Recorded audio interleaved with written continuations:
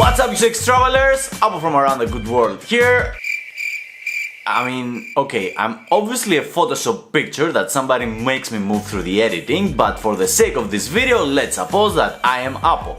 So welcome to this new segment of videos in my channel. In this one I'm gonna be telling you crazy travel stories that actually happened to me in real life on my adventures around the globe in the past 6 years. Get ready for hilarious and ridiculous situations on the road described from my personal point of view that sometimes can be hard to believe even for me that I experienced it all. The first one I'm about to tell you happened here in India. I'm very well aware of the fact that this is just a background I found on Google and not real India, but let's move on with the video. It was back in 2016. At that time, I was still traveling with my bicycle and crossed the border from Nepal to India.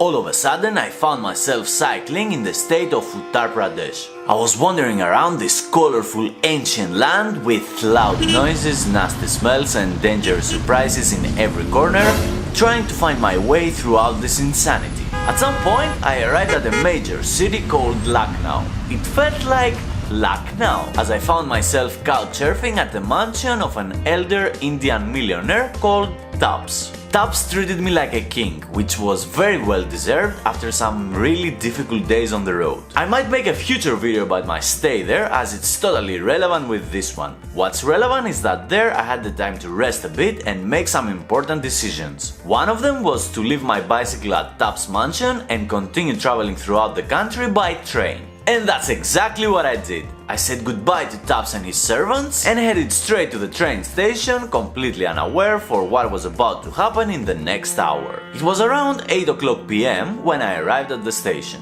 There I saw a marvelous huge building with extraordinary architecture that I had no other choice but to admire. After that brief moment of admiration, I got in and I came back to reality. Right when I crossed the entrance, I saw hundreds of people rushing out to buy tickets, shouting at each other, selling stuff and lying down on the dirty floor. For the first time this evening, I thought to myself, this too shall pass. I booked my seat on the train beforehand to be sure, so I searched for the schedule board through the madness that was happening around. At the time I found it, I was surprised that my train would actually arrive on time without any delay. Good news at last! With lighter feet, I started my quest of finding the correct platform to wait for my train. Some minutes later, I was there. It will sound kinda weird, but the first thing I noticed on the platform was that there were 2 cows on it. I'm not sure if you've heard it already, and that's why I'm gonna say it again. There were 2 cows on the freaking train platform.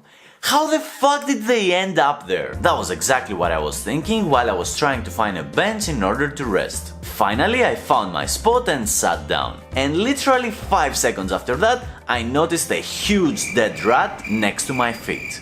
I don't know how successful I was in pretending I didn't see it or that I don't care. Probably not that good, I thought, when I lifted up my head, only to realize that there were thousands of huge living rats everywhere around me. It was like an actual scene in a horror movie. They were shamelessly wandering around wherever they wanted with a complete lack of fear. Next to our feet, on the walls, on the rails, in and out of every possible hole. They totally owned the place and I was the one intruding their kingdom. I looked around in order to check if anyone else is upset like me and I noticed 2 specific things. First, I was the only non-Indian person on that platform. Second, not a single fuck was given by any Indian person on that platform. Quick disclaimer, I don't want to sound disrespectful or racist against Indian people. I just want to emphasize on the huge cultural differences compared to the Western world. Lots of love to all Indian people watching this. Okay, back to the story now. They were in such level of tolerance that they were sitting and sleeping on the ground with all the rats around them and sometimes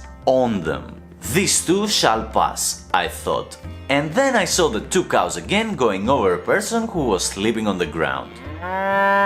Cows are treated with respect in India, but that doesn't change the fact that they weigh more than a ton. If something that huge was above me, I would have shitted my pants faster than a rooster having sex. But this guy was sleeping like a sweet angel. Anyway, the cows continued their way when a bit further they found some huge open sacks full of fresh beans. Inevitably, they started eating out of them until this lady arrived and started screaming at the cows.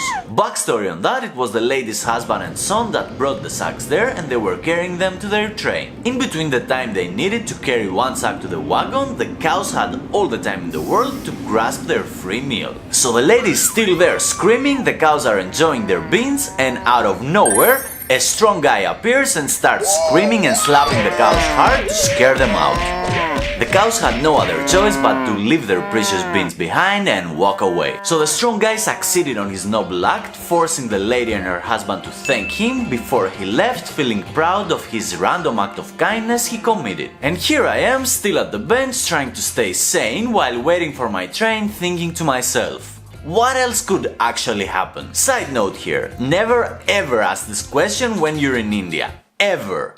End of side note. So I'm sitting on the bench and I start hearing a man's voice who's almost shouting. I turn around and I see him talking loudly while two of his friends, I guess they were his friends, are trying to cool him down. That was going on for 5 minutes, but again, not a single fuck was given. We would have all gotten on our trains and this story would have ended here if this man didn't decide to go all in. Out of the blue, he starts running and screaming all at the same time, instantly making himself the center of attention. There he is, right in front of my bench, screaming from the bottom of his lungs.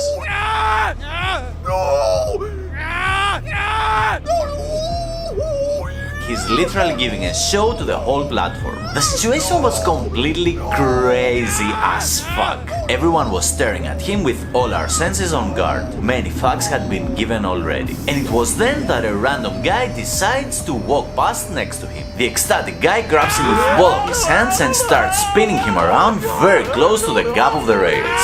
We all hold our breaths as the victim is trying to escape, but he squeezes him harder and shakes him as hard as he can. At that point I would have thought, this too shall pass, but I had no time to think, as in an instant we all started running away fast, trying to be as far as possible from the crazy guy. As I was moving away, I noticed that my train was arriving exactly then, like a deus ex machina, to save me from all the surrounding madness. I jumped inside before it even stopped to find myself inside an Indian sleeper train for the first time ever, which by the way is a whole other episode of my crazy travel adventures. After a few minutes of searching for my seat, I finally sat down in a relief. Unfortunately, that relief wouldn't last for long. In the beginning I was trying to convince myself it's not as it sounds, but some moments later I had to accept the fact that I could clearly hear the crazy guy's voice approaching my spot fast. It was like the horror movies that you can hear the evil spirit coming your way and you're helpless with no other option than to wait for the jump scare. I could literally hear him at a 3 meters distance when I turned my head to face the window, praying silently that he wouldn't sit next to me.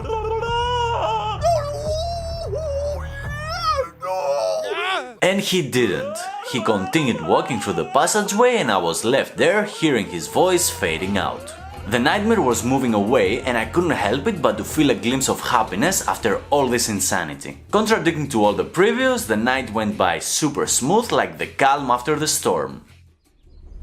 The next morning I woke up with the train still moving through random villages of the Indian countryside. As we were making a stop at one of those villages, I saw 2 police officers taking someone out of the train. It was the crazy guy handcuffed, following them to the police station with his head down. He was indeed on the same train, and as far as I'm concerned, one thing is for certain. I don't wanna know what happened during the night in his wagon. Again, this is not a racist comment, although whatever you've heard about India is absolutely true, but you cannot truly understand it before you get there. You have to experience it yourself and it's way more crazy than you can ever think of. So that concludes my first real travel story that I've ever made for this channel. It was my first attempt on animating a video, obviously without much of a success. On the other hand, what do you think about the story itself? Have you ever been to India, and what was your experience if you did? Hit me up at the comment section below. If you enjoyed this video, give it a big thumbs up and subscribe to the channel for more crazy travel stories. Until the next time, thanks for watching, be well and travel more.